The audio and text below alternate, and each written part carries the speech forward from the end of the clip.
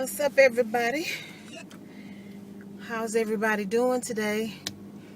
Did you have a good day? I sure hope so. I did. Guess what? Guess what?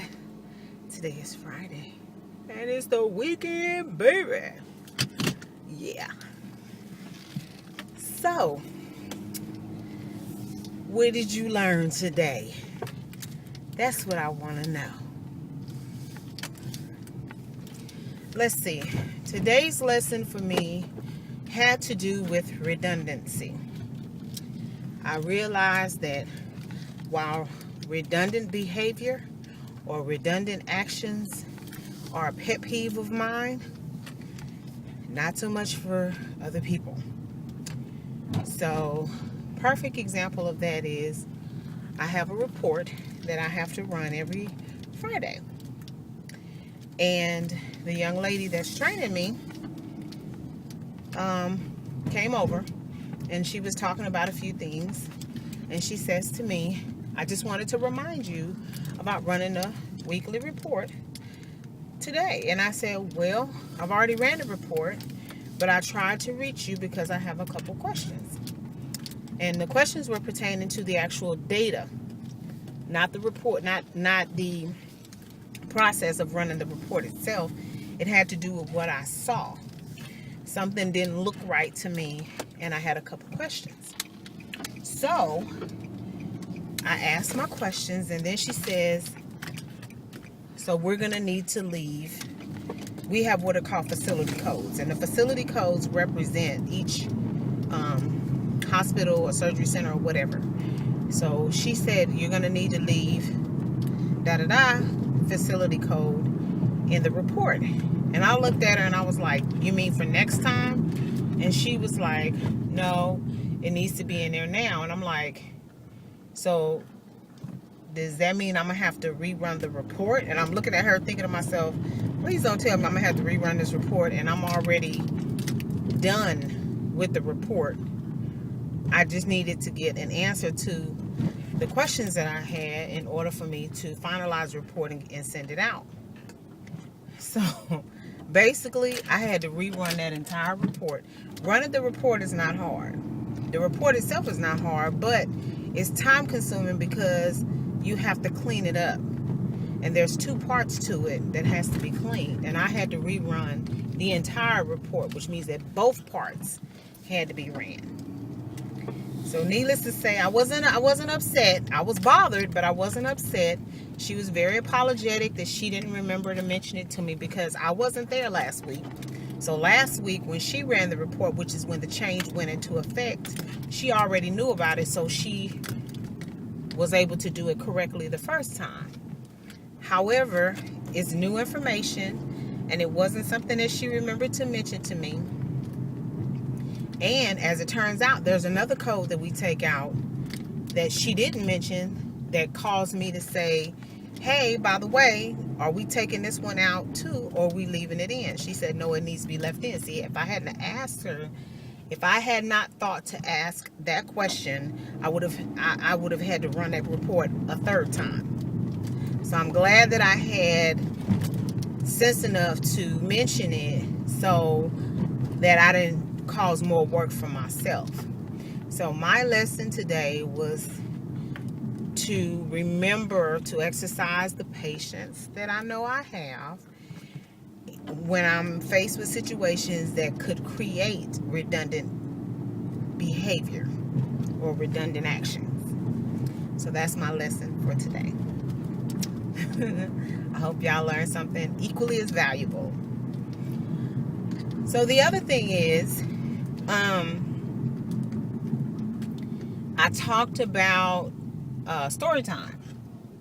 So as I was walking to my car today, I decided that the story time, I am going to go ahead and do a story time today, but I decided that the story time that I'm going to do for you today is, we're going to call it The Day I Became a Mom. Okay? And so this story is interesting to me because it's about the day that I gave birth to my son. So basically, here we are. My husband and I, we've been married for 5 years, and we've been trying to start a family. I have, by this time, had multiple miscarriages, and they couldn't figure out why I could not carry to term. And so, brilliantly, the OBGYN that I was seeing at the time, he was a military doctor, which, you know, my husband's in the military, so that's the care that I've been under pretty much my whole life.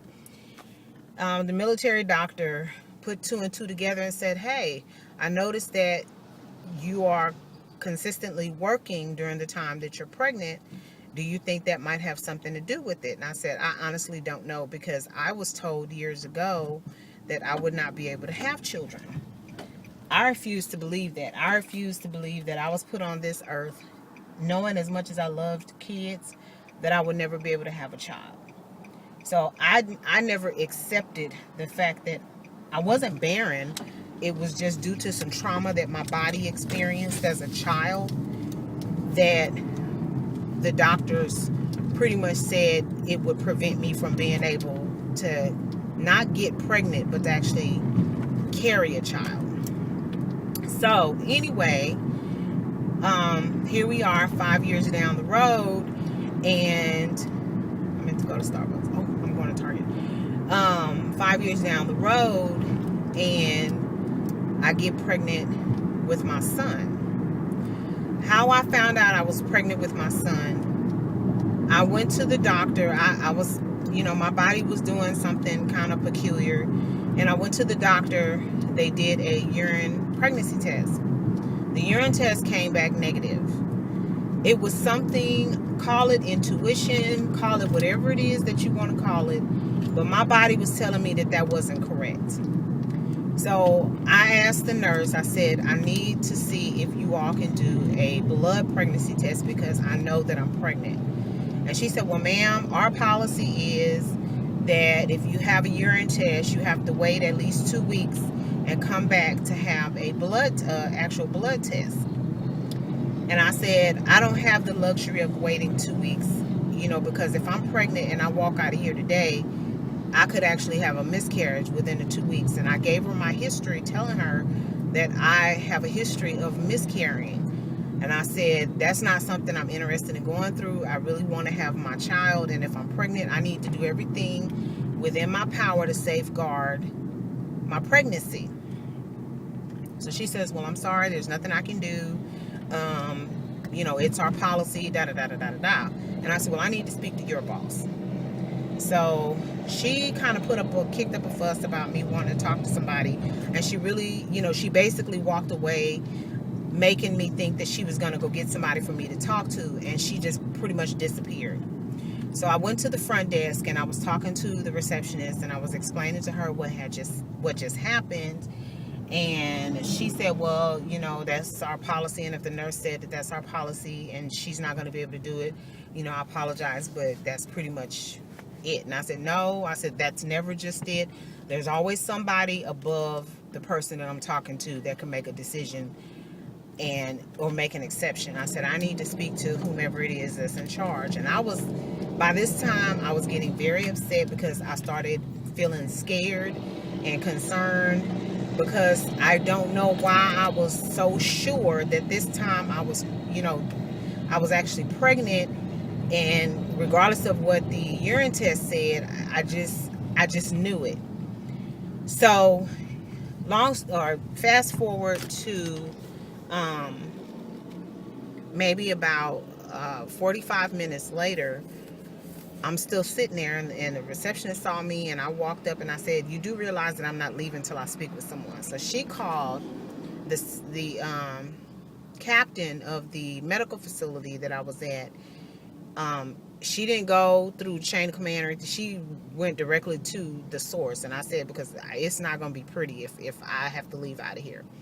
So anyway, this person, it was a white male, and he came over and he asked me, you know, what was going on. And I explained it to him, and I said, what you have to understand is that I know for a fact that I'm pregnant. The urine test came back negative, but that doesn't matter. I know that I'm pregnant, and I can prove it if you just do a blood pregnancy test, And the reason that this is so crucial is that if I walk out of here today and I am in fact pregnant and I have a miscarriage, then you all are liable for that. Is that something that you want to happen? And so he said, I agree, this is a very delicate situation. I understand it is our policy that, that you wait 2 weeks, before we do a blood serum test after you have a negative urine test. He said, however, because the fact that you are insisting that there is a chance that you could be pregnant, I'm going to go ahead and make an exception. And I said, I do appreciate it. That test came back positive. I was in fact pregnant with my son. And I immediately, because not only was he the commanding officer of the military facility, he was also an OBGYN, and his field of specialty was high risk pregnancy. So he immediately had me, I didn't even leave that day. He immediately had me go in and be re-examined by another OBGYN. And from that point on, I had my prenatal care. They gave me proof of my pregnancy and everything else that I needed, because when you're in the military, there are a lot of resources on the base, and they want to make sure that you're seeing a nutritionist and all this other stuff. And the fact that I was a high-risk pregnancy due to multiple miscarriages, they wanted to make sure that I had the top care. So here I am going through my pregnancy, and one of the things that the doctor that I wound up seeing,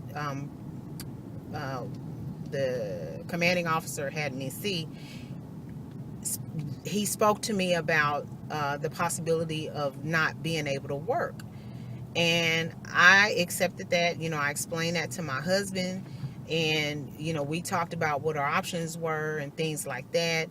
And so I continued to work, I think, until the end of that month, or maybe the end of the following month or something like that. And then at that point I was no longer working. So I worked maybe a week or so past my 2-week notice that I gave, because I needed to make sure that everything that I was responsible for was taken care of. So here I am, I'm on bed rest, not strict bed rest. I was still able to go out. I was still able to do light house work. I just was not able to get up and go to work and hold a full-time job. So in the process of all of this, my husband was transitioning out of the military, and we transferred to, he was tied to Jacksonville, Florida. We didn't live in Jacksonville because that was the closest naval base. So he was tied to Jacksonville, Florida, but we actually lived in his hometown of Amelia Island, Florida. And the doctor that I saw there was actually he was a practicing physician in their local hospital, who had been there for a while. Shout out to Dr. Brandon. He was a great doctor, but what he wound up doing was moved right around 3 weeks from my due date.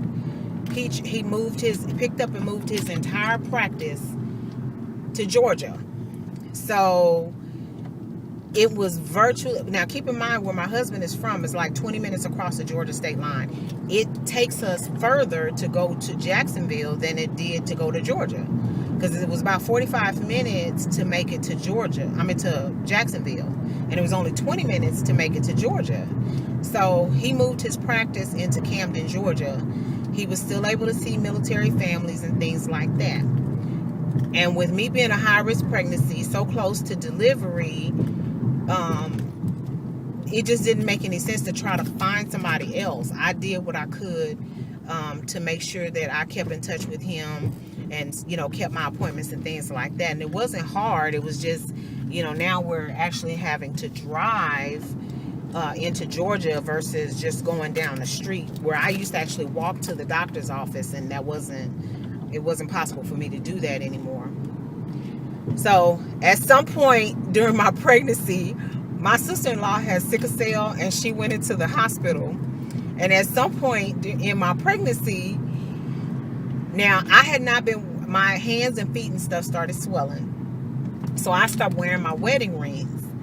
And I don't know, I got dressed up. I thought I was looking real cute, put my rings on, walked up to the hospital, because the hospital was in the same, my doctor's office was in the same, was inside the hospital itself. So my sister-in-law went in the hospital because she had a crisis. And I'm all cute with my makeup on, my hair did and all that stuff. Put these rings on my finger, and I'm up there visiting her. My husband came up to visit her after work, and I was still there. So we were hanging out, and my hand started going numb. And I'm sitting there going, oh my God, my hand is really hurting. And it didn't register why that was happening. So my hand started going numb. And I say, Daddy, I said, my hand is really bothering me. And she said, what did you do? I said, I don't know. So she looked at it. She said, Tony, your ring is cutting off the circulation in your hand. And she said, have you always been wearing your ring? I said, no. And she said, girl, they're going to have to cut that ring off of there, because my hands were swelling up so bad to the point where my finger started changing colors. And so she said, you got to go to the ER. You got to go to the ER and see if they can get it off for you. And my husband going to sit up and tell me, they better not cut that ring. They better not cut that ring. I said, they're going to do whatever they need to get this daggone ring off my finger. So eventually I went to the ER. By this time, my hand is hurting so bad, it's cutting off the circulation in my finger. I'm just in tears, in complete tears. I'm bawling out of control because my hand is hurting. So I got there, and they took this hook with this, I think it was some kind of fishing line or something, and they wrapped it, put the needle, it's like a bent needle, they put it in there. And when they started pulling, the ring started to turn, and because they lubed it up real good with like dishwashing liquid or hand soap or something like that. And when they start pulling it, the string that they put on there forced the ring to start turning, and as it turned, it started coming off. But the problem was, it was on there so tight, it felt like somebody had a knife and was cutting my finger off. And I just began to cry. I wasn't screaming, but I just began to cry. Because all I could think about is, oh my God, this is so painful. And I just asked the lady, I said, please, is there any way that you can just cut it off? And she said, well, ma'am, she said, if you hold on just a second, we almost got it. She said, just bear with me, just clench down, it'll be all right. And I'm like, I don't care. I just want this off my finger. And she was like, it's almost there. She was a really good nurse. She was really, really catering to me. I'm trying to get over. Seriously. Rude. So she was really encouraging me and stuff, trying to help me calm down so that, they can actually go ahead and get the ring off. So they finally got the ring off, and I went back to the room. They had to really, I don't know what they put on my hand, because my finger was, oh my God, it was almost blue. So anyway, that happened I think maybe about, right around the time that I found out that Dr. Brandon was leaving the city where we were living and moving to Georgia. So I'm thinking this was like right before my last appointment, because I didn't know he was leaving when all of this happened. It was immediately thereafter. So anyway, back to the story about my son. So here we are. We didn't have a vehicle. We used to use, because we stayed with we moved to Florida right after Thanksgiving. And we moved to Florida right after Thanksgiving. And we stayed with my mother-in-law, but right after the new year, we moved out. We had our own place. And while we were staying there, and I think maybe sometimes afterwards, my husband would use, her car. Sometimes I used her car. She had a Audi. And we would, use her car to get around. But we saved up money to buy us a car. So what happened was we had gone and, you know, we decided, you know, what vehicle we were going to get and everything. And it was a girl that he went to school with that he found out, he ran into her somewhere and found out that she worked at a car lot. So we went to that car lot and we got a vehicle from there. The day that we got the car, I think it was the next day, we went grocery shopping. And we had bought all of this food. Now, I had started cleaning and all this. And, you know, nobody was really paying attention to what I was doing. Neither was I. And I was cleaning up a storm. Now, keep in mind, my house was always clean. It was only me that was there. But for some reason, I was cleaning. And I was just cleaning the same thing over and over and over again. Anybody who's been pregnant or know anything about being pregnant, you know that's called nesting. So I'm cleaning, and I'm already emotional washing my baby's clothes like 3 and 4 times, and he ain't even here to wear them, and all kinds of old crazy stuff going on. So we had gone grocery shopping, and for some reason, I mean, I was eating like a half a watermelon a day, and you know, I go through a 5-pound bag of potatoes maybe in 2-3 days, eating potatoes and onions and all kinds of old crazy stuff. So my husband, he was driving cab at the time, but then he started working at Arby's. And so we got the car, we did groceries. I think it was the next day, my husband, he must have been off or something, because we were laying in the bed because we both had just really waken up. I don't think we really had anything planned for that day. And I was like, oh my goodness, because I was talking about how hungry I was. And I was like, oh my goodness. I said, I got to go to the bathroom so bad. So I sit up and I went to throw my leg out of the bed. And as soon as I did that, I'm standing there. And he said, what's wrong? I said, oh, I don't think I'm going to make it. I think it's already coming out. And so he said, well, hurry up and get to the bathroom so you don't use the bathroom all over the floor.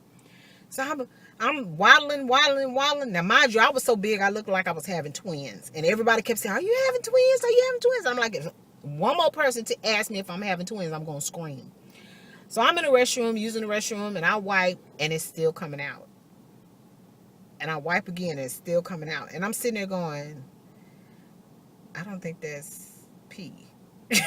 So I said, Stacy, I think my water just broke. And he goes, what? And I say, yeah. He said, he came in there and he was like, are you sure? And I'm like, no, I'm not sure, but I can't. It's still coming out, and I'm finished using the bathroom, so I don't think that's pee no more. I think that's my water. So he was like, okay, I'm gonna go call Peaches. I said, boy, you better not call your mama. You better call my doctor. So he went in there and he called the doctor's office, and the nurse, she was like, wanted to talk to me, and she was like, well, Mrs. Green, well, why don't you tell me what's going on? And I started telling her what happened and everything. She said, well, you're a new mom, and we're just going to say that it's a possibility that that's not your water. You may be experiencing something else, but I highly doubt that, you know, your water is broken. But we want you to go ahead and come on in, and when you get here, we'll check you out and we'll see what's going on, okay? I said, all right. So we hurry up, and I had this jogging suit. Now, anybody, especially if you brought up in the 80s, know that they used to have these jogging shoes that was made out of parachute material, and it had a cotton liner. So I had that on, and it was green with some burgundy little designs right up in here, and I put on my tennis shoes. So our brand new used car, we get in the car, and all of a sudden this contraction hit me. Wham! I said, oh, my husband said, what? I said, I just had a contraction. He was like, you okay? And he started driving faster. I said, yeah, but I don't want you to kill us. So we on this long road, and ain't nothing but trees and random houses and random buildings and stuff. And then I said, oh, he said, what? I said, a bunch of stuff just came out. He said, you better not mess up my seats. You better not mess up my seats. I was like, boy, you better quit worrying about these daggone seats and get me to the hospital. This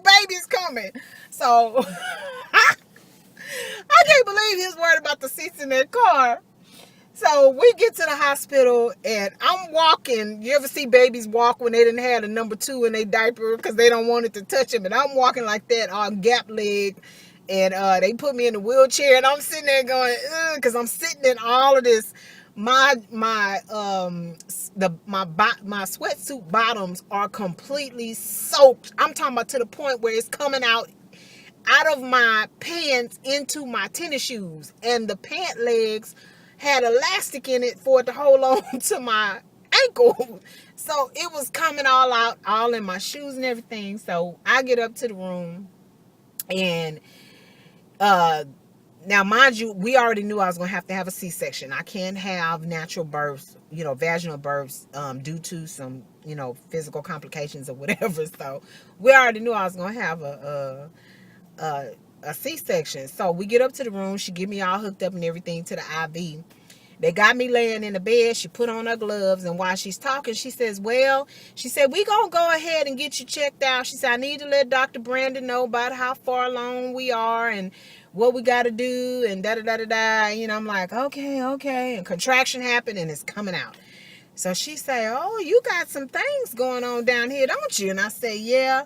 She went to check my cervix, but she didn't even get a chance to touch me. Her glove with that solution on it touched the mat that I was sitting on, and it turned a bright purple. And she said, oh, well, we're having a baby today. I was like, you think? So I was like, this nurse is nuts. I'm coming in here. My clothes is completely saturated because my water broke, and I may not be having this baby. I may be delusional at this point, right? So anyway, after she checked me, they decided for some odd reason to go ahead and try to induce my labor. So she came in and explained that that's what Dr. Brandon wanted to do. And I was like, well, I don't know why he want to do that when he know I can't, I'm not going to be able to deliver that way. So she said, well, he said he at least wanted to try for an hour. And I said, an hour? She said, yeah, so you might as well go ahead, sit back and relax and just, it'll be all right. So I said, okay. So hour came and went. 2 hours came and went. 3 hours came. I say, what are we doing here? I need to go ahead and have this baby. So I didn't have a hard labor. My poor child was trying to come out, and he wasn't gonna be able to do it. There was no way for him to get out that way, but he sure was trying. So Dr. Brandon came in. He said hello. He talked to me for a little while, and he was asking me how I was feeling and everything. And he said, well, we about to go ahead on into operating room, and we gonna have this baby. So we went in, and then they did my epidural and got me laid on a table and everything. And then my husband came in the scrubs, and he was there, and